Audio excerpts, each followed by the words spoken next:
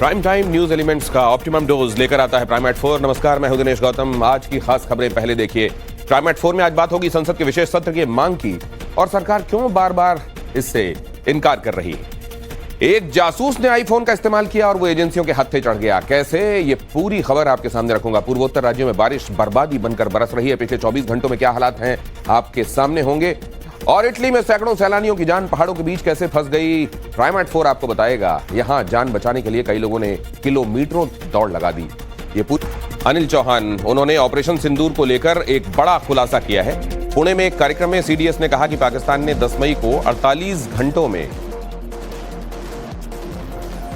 भारत को घुटनों में लाने के लिए ऑपरेशन शुरू किया था, लेकिन वो खुद ही 8 घंटे के भीतर घुटनों पर आ गए और सीज फायर की भीख मांगने लगे।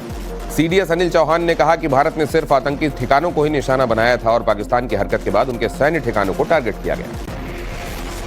10th of May at about 1 a.m. its aim was to get down India to its knees in 48 hours.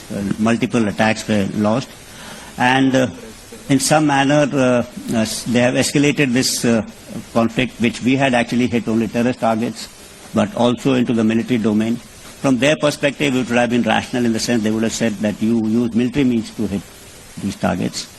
But it was also rational on their part, operation which they thought they'll continue for 48 hours, folded up in about 8 hours. And on 10th, when they picked up the telephone and said they wanted to talk. And I think that the rationale behind this the realization coming in stemmed from two facts. That one is they must have assumed that if they continued this mode, they're likely to lose much more. Bharat को इस युद्ध में कितना नुकसान हुआ, इस सवाल के जवाब में सीडीएस अनिल चौहान ने कहा कि ये मायने नहीं रखता कि आपने कितने विकेट गंवाए, मायने ये रखता है कि आपने मैच कितने बड़े अंतर से जीता। You know, when I was asked about losses on our side, I said these are not important. The results and how you act is important. So it would be not very correct to talk about losses, means numbers, etc. Means I'll give a detailed kind of an answer on this. You see in a match, suppose you go into a football match and you win 3-2. He scored 2 goals and you scored 4 goals. So that's an even-sided match. But suppose you go on in a test match, cricket test match, and you win by innings defeat. Then there's no question of how many wickets and how many balls and how many players. It's an innings kind of a defeat. Jamui में train में भीषण आग लग गई। यात्रियों से भरी train में आग से जाहिर है अफरा तफरी हो गई। धुआं उठता देख ट्रेन से यात्री उतर गए। रेलवे कर्मचारियों ने आग पर काबू पाया। ये आग शॉर्ट सर्किट की वजह से लगी, ऐसा माना जा रहा है। ये आग उस वक्त लगी जब पटना से जसीडीह के बीच चलने वाली लोकल ट्रेन जमुई स्टेशन के प्लेटफॉर्म नंबर 2 पर खड़ी हुई।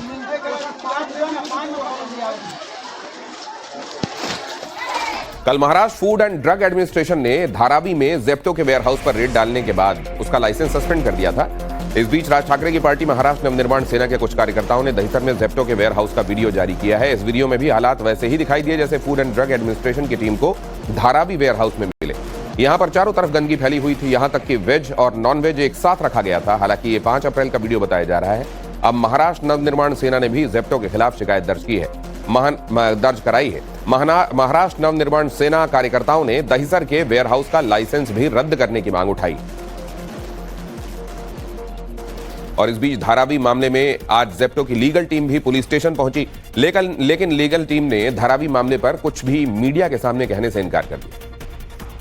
यहाँ पर जेप्टो की लीगल टीम मौजूद है। सर, क्या कहेंगे जो मामले सामने है उसको लेकर? जेप्टो का कुछ इसमें वर्जन है? नहीं, कोई कमेंट्स नहीं करा। ये धारावी में एक मामला सामने आया, अब दहिसर को लेके भी कंप्लेंट। सॉरी सर, कोई कमेंट्स नहीं। सॉरी। पुलिस में भी शिकायत दर्ज हुई, क्या कहना आपका? आप लोगों की पुलिस से मुलाकात है? ना कोई ऑफिशियल स्टेटमेंट या कोई legal statement? No statement sir, thank you. लेकिन जो आरोप लगे उस पर कुछ कहेंगे? गंदगी है, लोगों की सेहत के साथ खिलवाड़ हुआ है। ये एमआईडीसी पुलिस स्टेशन में आए थे लीगल टीम। जो अलग अलग आरोप लग रहे हैं, जो कार्रवाई एफडीए ने की है, उन तमाम कार्रवाई पे हम जेप्टो का पक्ष जानना चाहते हैं, उनकी लीगल टीम से उनका पक्ष जानना चाहते हैं। लेकिन कोई फिलहाल हमें यहाँ पर कोई बयान जेप्टो की तरफ से मिल नहीं रहा। वीडियो जर्नलिस्ट सुरेश स्टाइल के साथ राकेश त्रिवेदी, मुंबई, टाइम्स नाउ, नव भारत। दरअसल जेप्टो की मुश्किलें तब शुरू हुई जब महाराष्ट्र की फूड एंड ड्रग एडमिनिस्ट्रेशन इकाई ने जेप्टो के एक वेयरहाउस पर रेड की। असल में ऑनलाइन आप जानते हैं सामान मंगाने का ये प्लेटफॉर्म है जिसका नाम है जेप्टो। जेप्टो के धारावी वेयरहाउस की जांच हो रही थी और जांच के दौरान खाने पीने की चीजों में खराबी यहां तक कि फफूंद तक लगी मिली।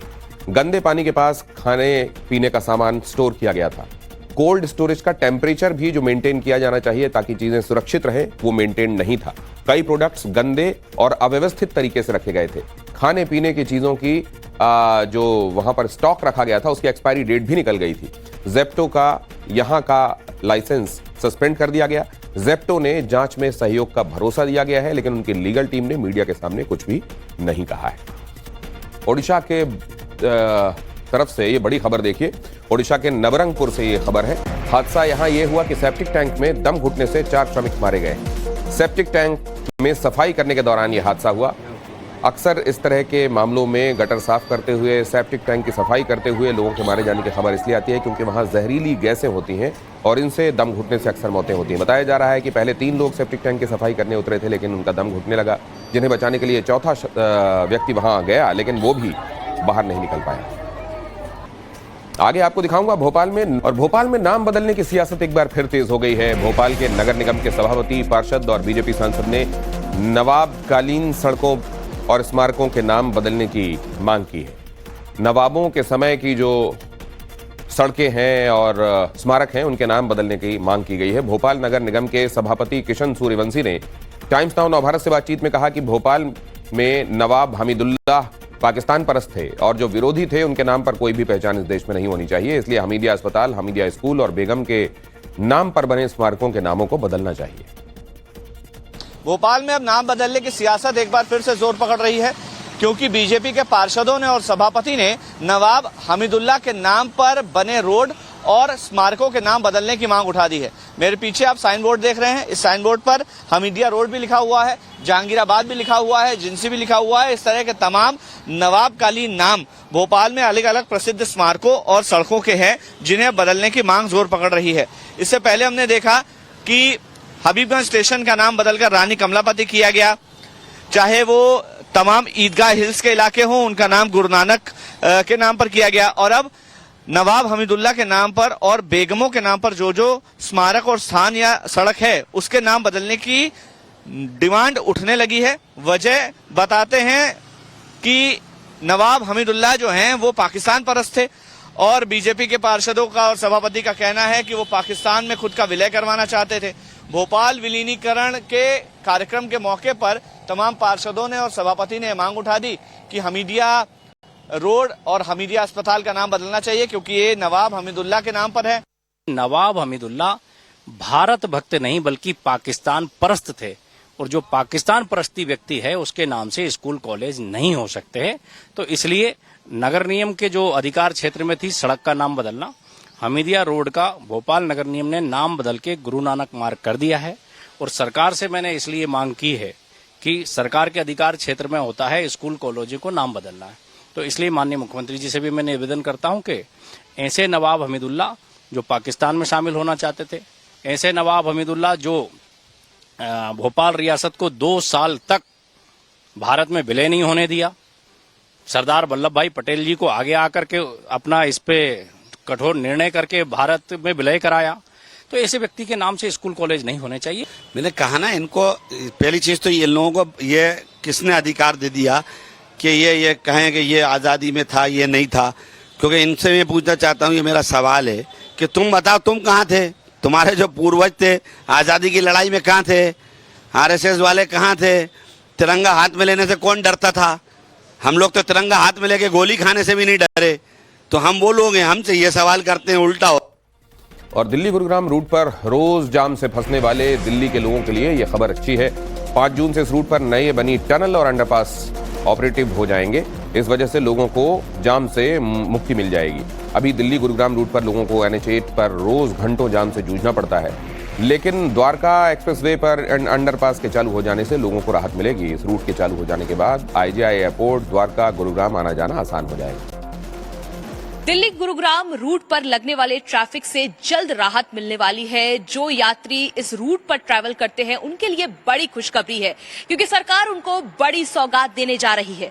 दिल्ली गुरुग्राम रूट पर द्वारका एक्सप्रेसवे पे जो अंडरपास वे और टनल बना है, उसकी तस्वीरें हम आपको दिखाने वाले हैं कि किस तरह से ये अंडरपास वे लगने वाले ट्रैफिक जाम को कम करेगा और घंटों की जो दूरी है उसमें भी कमी आएगी। ये अंडरपास पे आप देख सकते हैं कि ये बनकर पूरी तरह से तैयार हो चुका है, इसका ट्रायल रन चल रहा है और आने वाले 5 जून को इसका उद्घाटन किया जाएगा। यानी कि आईजीआई एयरपोर्ट, धौलाकुआं, गुरुग्राम, द्वारका जाने वाले लोगों के लिए अब ये जो ट्रैफिक जाम की समस्या थी उससे निजात मिलने वाला है। आप ये तस्वीरें देख रहे हैं कि अगर बात करें टनल की तो shallow tunnel right turn underpass पे एयरपोर्ट अंडरपास के साथ राइट टर्न अंडरपास जो है वो बनकर अब पूरी तरह से तैयार हो चुका है और अब कुछ दिनों का ही इंतजार है, यानी 5 जून को इसका उद्घाटन होगा और ये लोगों के लिए खोल दिया जाएगा। फिलहाल ये तस्वीरें आप देख रहे हैं, यहाँ पर जो जाम लगता था गुरुग्राम जाने वाले लोगों के लिए, सोनीपत, पानीपत जाने वाले लोगों के लिए एक लंबे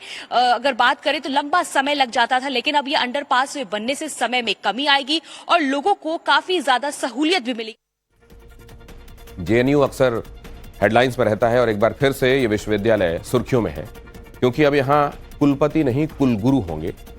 यहां वाइस चांसलर का नाम अब कुलगुरु होगा, कुलपति नहीं कुलगुरु कहलाएंगे वाइस चांसलर। कुलपति शांति श्री धूलीपुड़ी के प्रस्ताव को मंजूरी मिल गई है। जेएनयू की वर्किंग कमेटी में प्रस्ताव स्वीकार हो गया है। वाइस चांसलर की पोस्ट अब जेंडर न्यूट्रल डिग्री होगी। दूसरे दस्तावेजों में कुलगुरु लिखा होगा। इस बदलाव पर हमने जेएनयू के छात्रों की भी राय ली। जेएनयू के अंदर हम मौजूद हैं, क्या कहते हैं इस तरह के चेंजेस को आप कैसे देख रहे हैं? कुलपति की जगह कुलगुरु का होना कितना पॉजिटिव है आप लोगों के लिए? देखो, मेरा नाम तरुण राजपुरोहित है, मैं पीएचडी कर रहा हूँ डिजास्टर रिसर्च से। तो जो हमारी वीसी मैम ने जो फर्स्ट स्टेप उठाया है, ये कुलपति से कुलगुरु करने का, जो पति सिंबलाइज करता है एक टाइप ऑफ अथॉरिटी का, और वहीं जब गुरु हम शब्द यूज करते हैं तो गुरु यूज होता है आपको गाइडेंस के लिए कि कैसे स्टूडेंट को गाइडेंस मिल रही है। तो मेरे हिसाब से ये जो कुल गुरु वर्ड यूज किया गया है ये बहुत बेस्ट है।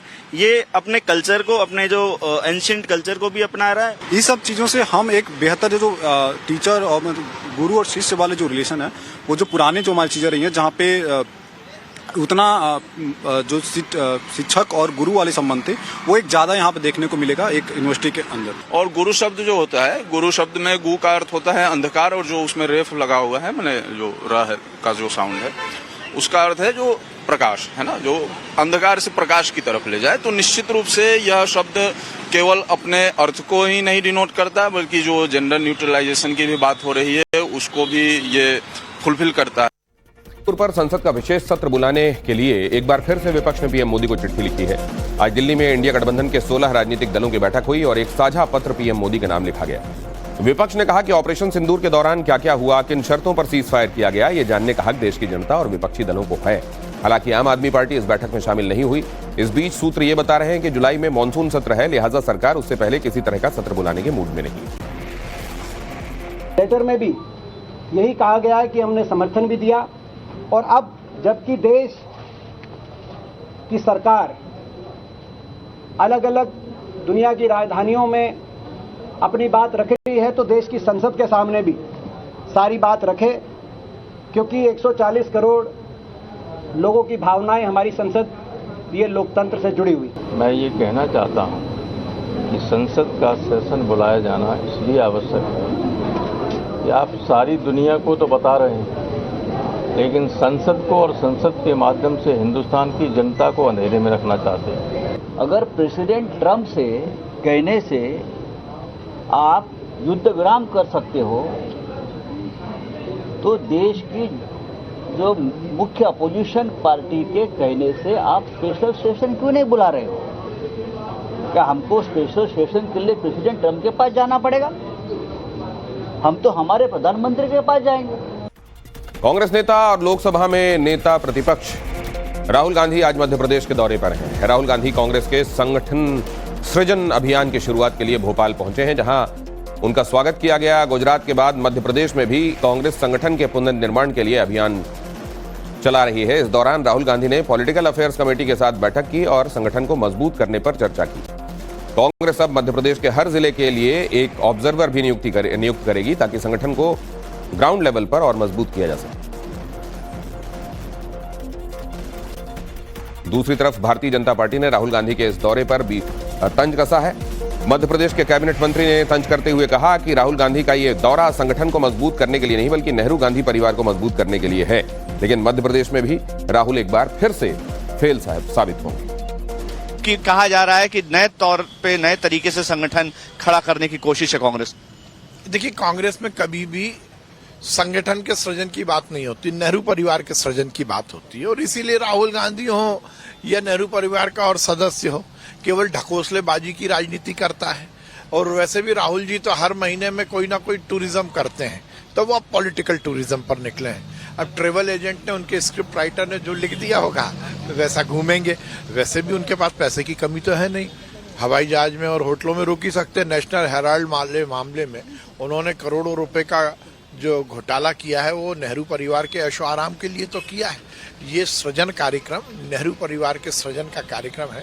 54 करोड़ की जमीन घोटाले पर बड़ा एक्शन हुआ है। सीएम धामी ने 2 आईएएस और 1 पीसीएस अधिकारी समेत 12 लोगों को सस्पेंड कर दिया है। इतना ही नहीं, सीएम धामी ने मामले की जांच विजिलेंस डिपार्टमेंट को सौंपी है और जल्द रिपोर्ट देने के लिए कहा है। जिन अधिकारियों को निलंबित किया गया है उनमें जिलाधिकारी कर्मेंद्र सिंह, तत्कालीन नगर आयुक्त वरुण चौधरी, तत्कालीन एसडीएम अजय वीर सिंह, वरिष्ठ वित्त अधिकारी निकिता बिष्ट के अलावा रजिस्ट्रार कानूनगो राजेश कुमार भी शामिल हैं। हरिद्वार नगर निगम के लिए 54 करोड़ की जमीन खरीदी गई, लेकिन इसके लिए नियमों का पालन नहीं किया गया और जांच में पता चला कि इसमें एक बड़ा घोटाला किया गया है। जासूसी के आरोप में गिरफ्तार शकूर खान को कोर्ट ने 7 दिन के रिमांड पर भेज दिया है। आज जयपुर में इंटेलिजेंस पुलिस ने उसे कोर्ट में पेश किया। इस दौरान वकीलों का गुस्सा भी फूट पड़ा। उन्होंने शकूर खान के खिलाफ जमकर नारेबाजी की। शकूर खान पूर्व कैबिनेट मंत्री सालेह मोहम्मद का निजी सहायक रह चुका है। फिलहाल जैसलमेर रोजगार कार्यालय में सहायक प्रशासनिक अधिकारी है। शकूर खान को जैसलमेर से हिरासत में लिया गया था और पूछताछ के बाद गिरफ्तार किया गया। उस पर पाकिस्तान के लिए जासूसी करने और खुफिया जानकारियां दुश्मन देश को भेजने का आरोप है।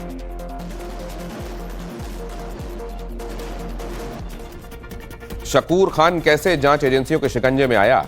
जयपुर के शख्स का एक आईफोन चोरी हुआ था। फोन ट्रैकिंग के दौरान सनसनीखेज खुलासा हुआ। पाकिस्तान के नंबरों पर हो रही थी वॉइस और वीडियो कॉल्स। पाकिस्तान में दानिश मोहम्मद, हाजी वली दरवेश को कॉल किए गए थे। व्हाट्सएप वीडियो से ये जो कॉल किए गए थे, व्हाट्सएप वीडियो कॉल भी थे इसमें। इससे संदेह बढ़ा और धार्मिक स्थलों के वीडियोज पाकिस्तान को भेजे गए मिले। ऑडियो वीडियो सामग्री भी, कुछ और तरह की ऑडियो वीडियो सामग्री भी पाकिस्तान को भेजी गई। चोरी का आईफोन शकूर खान से बरामद हुआ। पाकिस्तान से जुड़े हुए इस पूरे जासूसी नेटवर्क का इस तरीके से पर्दाफाश हुआ। जैसलमेर जिले के बड़ोड़ा गांव स्थित मंगलियों की ढाणी में इस वक्त मेरी मौजूदगी है और ये वही गांव है जहां से पाकिस्तान के लिए जासूसी करने के शक के आरोप में शकूर खान को गिरफ्तार किया गया है, जो कि राजकीय सेवा में थे और साथ ही पूर्व मंत्री सालेह मोहम्मद के निजी सहायक भी रहे। ये वही ढाणी है, आप मेरे पीछे देखेंगे, जहां पर शकूर खान निवास करा करते थे। ये उनके परिवारजनों का ही घर है और ये पूरी ढाणी है जहां पर तमाम जो मुस्लिम समुदाय के लोग हैं वो इस ढाणी में निवास करते हैं। इससे आगे बड़ोड़ा गांव शुरू होता है। हालांकि तमाम जो परिवारजन हैं वो कैमरे के सामने आने से बच रहे हैं और साफ तौर पर कह रहे हैं कि जब एजेंसी अपनी पूछताछ कर लेगी और उनका जिस प्रकार का पक्ष सामने आएगा, अगर वो उनको कसूरवार ठहराती हैं तो उस तरीके से बात करेंगे, और नहीं तो जब पूछताछ खत्म हो जाएगी, शकूर खान वापस घर लौटेंगे, उसके बाद ही तमाम जो परिवारजन है वो मीडिया से बात करेंगे। लेकिन काफी सनसनीखेज मामला है क्योंकि पाकिस्तान की सीमा से लगता ये वही मंगलियों की ढाणी का गांव है जहां से शकूर खान को पुलिस ने हिरासत में लिया है। काफी संगीन आरोप में हिरासत में लिया है क्योंकि शकूर खान कई मर्तबा अपने विभाग को बिना बताए भी पाकिस्तान गए हैं और पूर्व मंत्री सालेह मोहम्मद के वो निजी सचिव रहे हैं, निजी सहायक रहे हैं। ऐसे में कई महत्वपूर्ण जानकारियां उनके पास थी जो कि उन्होंने पाकिस्तान की सुरक्षा एजेंसी को लीक की है। इस प्रकार का अंदेशा सुरक्षा एजेंसियों ने जताया।